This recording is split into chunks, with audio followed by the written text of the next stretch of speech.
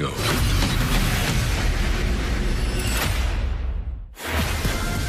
Don't miss the new trailer for John Wick Chapter 3, Parabellum, in the 2-minute warning of the first half of Sunday's football game on Fox. Nobody more excited about this than this morning in the meeting when we said we were going to talk about this than Nick. I hope they keep making John Wick movies until, for the rest of my life, every 2 years make a new one, Keanu. Now, listen, that means you're going to have to survive this one again, Mr. Wick. Part 1, I was a little nervous near the end. Part 2, it looked like you were drawing dead. But this is, this is a great series. I love it. I didn't even know this was happening right now. Great. That'll be fun. This is exciting. This is an all-time action series. I think it's a comic book. I don't know about the history of it. I just know Keanu Reeves seems unkillable, and it is exciting. Jenna, you and I can go together. We will go together, and I know that Mr. Keanu Reeves, taking a page out of my book, did all his own stunts for this movie. Hey, John. So let's just move on. What book is that? It doesn't matter. Jenna Wolf, action movie hero. What else? We'll get to Drew Brees in a second, but first, It's Friday. a couple of plays from last night. Nuggets Bulls. Paul Millsap destroys the rim with a vicious putback throwdown.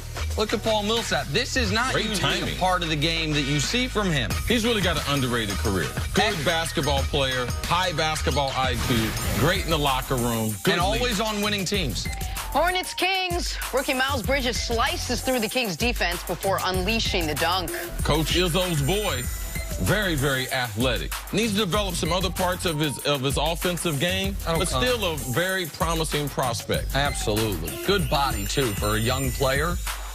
Put him together well at Michigan State. All right, finally, college hoops. Projected NBA draft lottery pick John Morant showing off the high flying ability. Man, what's wrong with him? How'd he get to Murray State? This is what I'm saying. The top 6 of the draft, it's going to be Duke, Carolina, Indiana, Murray State, Duke. Like, the sophomore at Murray State, who might be the best point guard in the country. Top 5 pick projection. Moving on to the NFC title game, Rams heading down to New Orleans for a rematch against the Saints. Last time these two teams played, they combined for 80 points. The Saints won, handing the Rams their first loss of the year. These teams know each other, they compete hard against each other, and according to Drew Brees, they also respect each other. They're a phenomenal team, and they had a great season.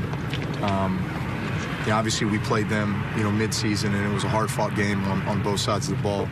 But I think we had a feeling then that, obviously, we aspired to be in this situation, and I think we all had a feeling that they were going to be the team that we might face again, and so here we are. All right, Nick, what are you expecting from this game? I don't know if it's going to be 45-35 with 80 combined points, but I do think it will be a high-scoring game, both teams into the 30s, and I think it's going to come down to this question. Can the Rams get the Saints off the field? And with this Saints team, that does not mean stopping them on 3rd down necessarily. That means stopping them on 4th down. This is a big discrepancy in this game. The Rams, one of the 3 worst teams in the league at converting 4th downs. The Saints, one of the best teams in NFL history at going for and converting 4th downs. 15 of 18 this year on 4th down conversions. And so it's one thing, you get a stop on 3rd and 6, you hold them 5 yards, oh, they threw short of the sticks. Also, that don't really mean much when you're playing the New Orleans Saints. And so the flip side of that is the Saints have some banged-up offensive linemen. Andrus Pete's playing with a broken hand, didn't play well this past week, had 4 penalties. Dealing with that broken hand he suffered in Week 17, had surgery the following week. We know how dominant Aaron Donald is. We know how well Sue played the next week. So in those critical, be it 3rd and short or 4th and short situations, can the Rams front beat the Saints front? I think in a game this close, this tightly contested, it comes down to something that potentially that specific, that much in the minutia. If I'm going to get specific, I'm going to go to a group that I believe is probably the least talked about group that we've seen out of all 4 of these teams we talk about. And Coach Mangini always talks about with inside an NFL organization, you want continuity. You want continuity in the front office, you want continuity in the coaching staff, and you love continuity in the locker room or within your units. There is no continuity like the LA Rams offensive line. There was a number of teams and quarterbacks that tried to revamp their offensive line over the last couple years in the league, and they've had tremendous success. Seattle, they did it for Russell Wilson, totally changed, led the NFL in rushing this year. Andrew Luck's career was resurrected, him getting back healthy. They changed their mindset, who they were going to put on that offensive line. It's really, really helped them. We're very, very fortunate because there's a lot of signs from this, high scoring and all that, but the 4 teams we're watching, they all got good offensive lines. It would be hard to argue that the LA Rams don't have the best. 2017 offensive line played all 16 games. This past regular season, offensive line intact, played the whole season together. Can they have that type of run productivity and dominance that they had over the Dallas Cowboys? Because no one would think that the Rams are going to be able to run for 200 yards. So we give all the backs the credit. All we talked about, man, C.J. Anderson, that little butterball. And then we talked about Todd Gurley, how outstanding he is. But we didn't mention this offensive line. I believe this offensive line will play a mark in this game, especially their left tackle. Unique story in Whitworth. They brought him over from Cincinnati. We had video of him win this first playoff game last week in the Coliseum. After 7 losing attempts in Cincinnati, he wins his first game. He's going back to Louisiana, which is home. He played his high school football there. He played 4 state championships in that building, won 3 state championships, then went on to a great career at LSU where he won a national championship in that building. So that offensive line and their left tackle, he's probably going to get some home cooking there for those big guys. So I believe that offensive line and their ability to be able to knock that defensive line back, and because you mentioned Sheldon Rankin, they're down. So can they wear them out over the course of that game? I think that Sean McVay, that's a huge part of the game plan when they go to New Orleans, Nick. And that's why Jared Goff, he can't be caretaker in this game now. Jared Goff, since the last time they went into a game saying, you know what, if we're going to win, Goff's going to have to play great.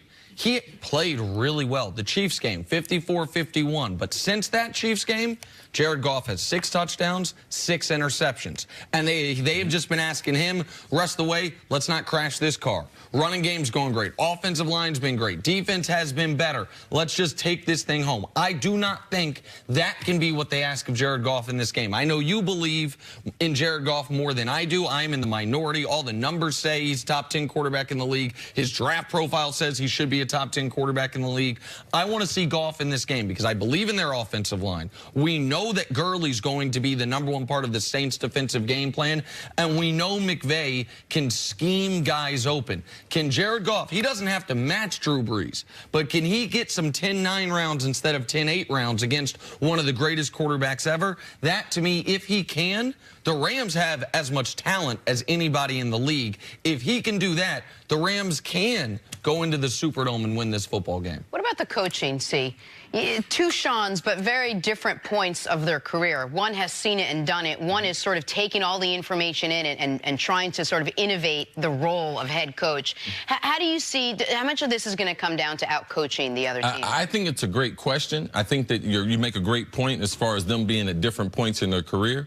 But in reading articles, following both of these teams, there is a great deal of respect from Sean Payton to Sean McVay and Sean McVay to Sean Payton. They say they try to copycat each other's offense. They steal the plays. They admit it. Most coaches won't admit it. No, I drew that up. No, they're like, no, I watched them. Sean Payton says, Sean Payton watches every touchdown scored in the NFL every week, and he makes sure that he watches the Rams. So because he's looking at these plays to say, man, how can I duplicate a formation or a play? And one of his favorites is duplicating plays that the Rams and Sean McVay have designed. So what I believe is important in this game, though, Jenna, for both these coaches at different parts in their career, who can pull off their trick play early?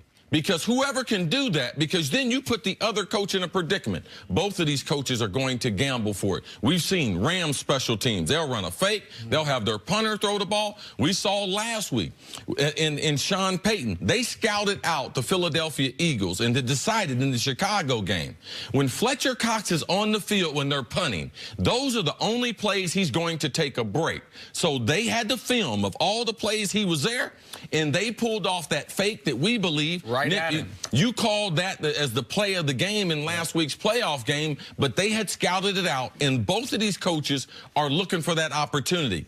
Who can pull off their trick play early it puts a lot of pressure on that other guy. Do I call it just because he did to try to show up at that, or from a strategy standpoint, because I believe both of them have several trick plays in the game plan? I think the trick play thing's a great point with these two teams specifically, because we've seen Johnny Hekker, the Rams punter, throw the football and throw the ball well. Taysom Hill been on the field all season long. Remember that play 8 weeks ago when they had Taysom Hill, Drew Brees, and Teddy Bridgewater on the field, and we wondered if that was setting something up? Every Super Bowl, when these Super Bowl prop bets come out, one of the popular ones is over under 2.5 people throw a pass, which essentially is, are you going to run a trick play? You're going to have a wide receiver throw a pass. That, if that bet's available in this game, I'd take the over. I don't know. I think you might have 4 different people throw a pass in this game, whether it's Todd Gurley, it looks like it's a sweep. We know he can throw the football, throwing it like Edelman does for the Pats sometimes, whether it's Taysom Hill, which we know he can throw the ball, or Rams punter Johnny Hekker. I don't know what Sean McVay's going to do under the pressure, but I've seen Sean Payton under the pressure. And I've seen coming out from halftime from a kickoff in his Super Bowl win, what did he do? Onside kick. So I know he's got the guts to be able to do it. When you're at home, it's a lot easier to pull that off because you still have the crowd there to be able to offset the momentum. Will Sean McVay be able to have that same type of impact as Sean Payton? All right, free gambling advice. Take the over on more than one person throwing the ball. More than 2.5. More than free one gambling person. advice. Don't gamble on Nick Wright's picks. There you go. That's better. Coming up, is Robert Kraft right that Tom Brady is the best football player of all time? That's next. This is First Things First. You didn't get that. This is, I mean, it's budding romance.